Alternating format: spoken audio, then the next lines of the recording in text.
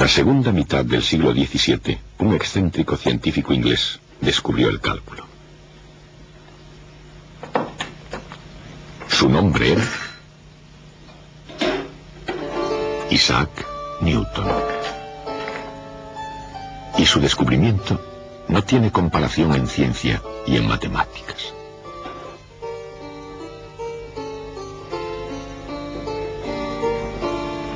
Pero el mérito del descubrimiento del cálculo no se puede atribuir solamente a Newton. Lo comparte en justicia con un erudito diplomático de Hannover, que era profesor en el Land alemán de la Baja Sajonia en el siglo XVII.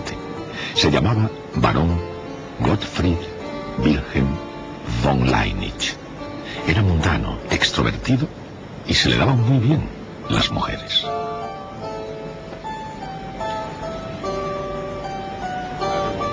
Leibniz era diferente de Newton en casi todos los terrenos, excepto en el de la genialidad.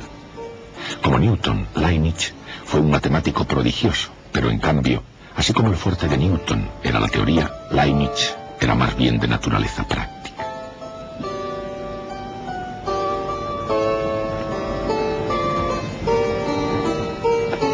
Por ejemplo, Leibniz inventó una calculadora mecánica que era portátil y podía sacar raíces cuadradas.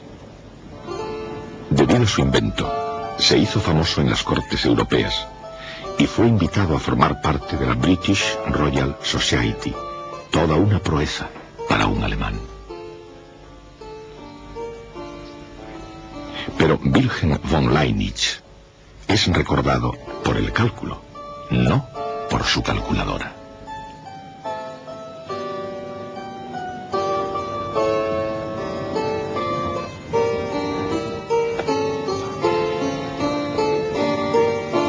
Aunque se reconoce a Newton y Leibniz como los principales arquitectos, ninguno de los dos construyó el cálculo sin ayuda. Porque, como todas las demás magníficas estructuras matemáticas, el cálculo es una culminación de muchas ideas.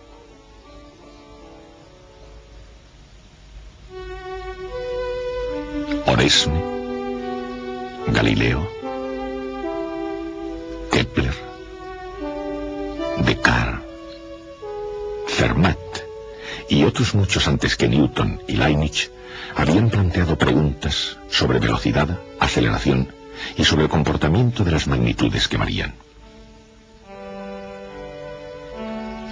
Preguntas referentes al modo de variación de magnitudes, muchas de las cuales ahora se responden rutinariamente con el cálculo diferencial, se pueden reducir a un problema geométrico, como por ejemplo el hallar la recta tangente a una curva en un punto arbitrario. Sin embargo, no todas las cuestiones geométricas llevan consigo movimiento. Algunas se refieren a cosas fijas en un lugar como la propia Tierra. En civilizaciones antiguas, como por ejemplo en Egipto, la geometría tuvo un gran número de aplicaciones muy prácticas, incluyendo cómo medir superficies de terreno. La misma palabra geometría es una palabra griega que significa medición de la tierra. Cuando en el siglo de oro los comerciantes griegos hacían preguntas sobre áreas y volúmenes concretos, los matemáticos griegos eran capaces de dar respuestas explícitas.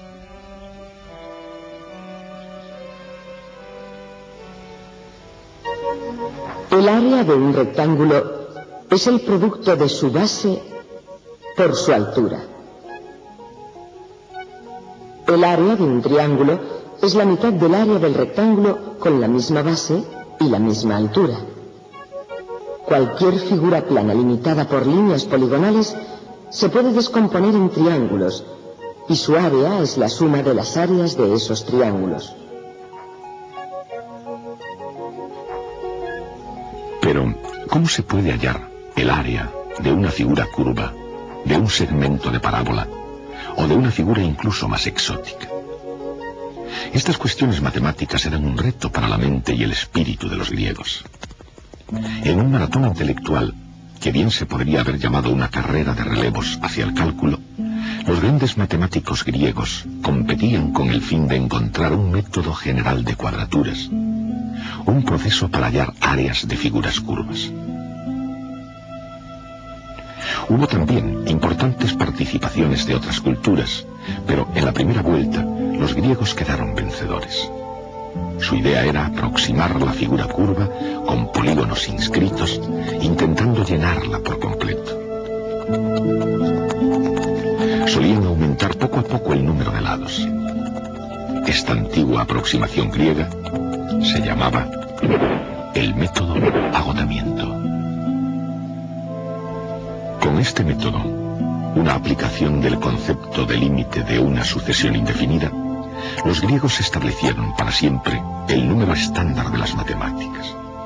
Y además, casi consiguieron el cálculo. De hecho, si Arquímedes hubiera conocido los símbolos de uso ordinario 18 siglos más tarde, probablemente habría sido coronado con el éxito. En cualquier caso, incluso sin la ayuda del álgebra, realizó un número de descubrimientos espectaculares. Uno de los más notables fue la cuadratura de un segmento de parábola. Designemos por A de t el área entre la parábola y el eje X. Desde X igual a 0 a X igual a t. Arquímedes demostró, mediante un ingenioso argumento geométrico, que ese área es igual a 1/3 de t al cubo, y que es válido en el caso del segmento parabólico. En el avance hacia el cálculo, es solo un caso especial más bien que una forma general. Y para empujar a los eruditos hacia adelante, se necesitaba una matemática más poderosa incluso. Se avanzaba, pero aún tardaría un largo tiempo en aparecer. A principios de los años del 1600, Kepler, un matemático y astrónomo errante, echó de nuevo la bola a rodar.